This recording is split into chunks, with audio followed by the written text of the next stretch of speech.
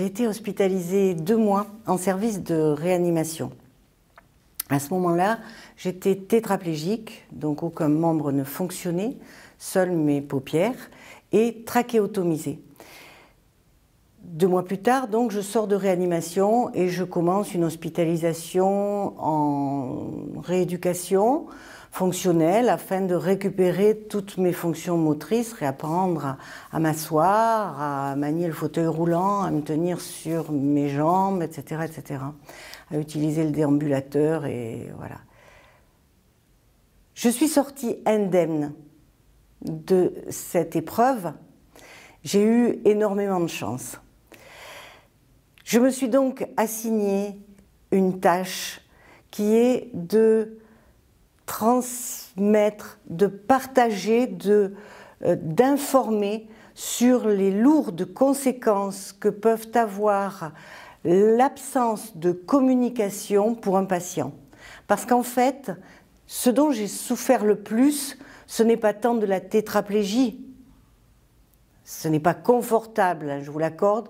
Néanmoins, ce n'est pas la pire des souffrances. La pire des souffrances, c'est de ne pas pouvoir communiquer, de perdre sa qualité d'être humain et de se sentir relégué au rang d'objet. Pour ce faire, j'ai voulu trouver un moyen afin que les patients qui vont se retrouver dans cette situation pour des périodes souvent transitoires, que ce soit en fin de vie ou au réveil d'un AVC, etc., puissent avoir un moyen de s'exprimer.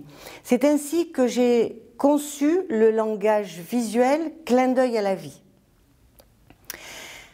Mais ce langage visuel ne trouverait pas son utilité s'il n'était pas accompagné du livre que j'ai écrit, intitulé « Accompagner un patient très dépendant, repères et bonnes pratiques ».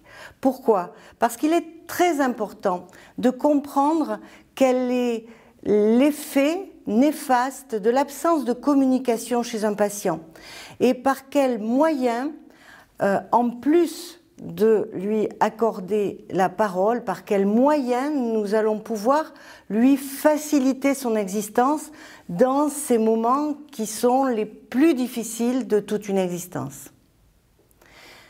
Je vais pouvoir vous présenter tout cela en détail dans les images qui suivent.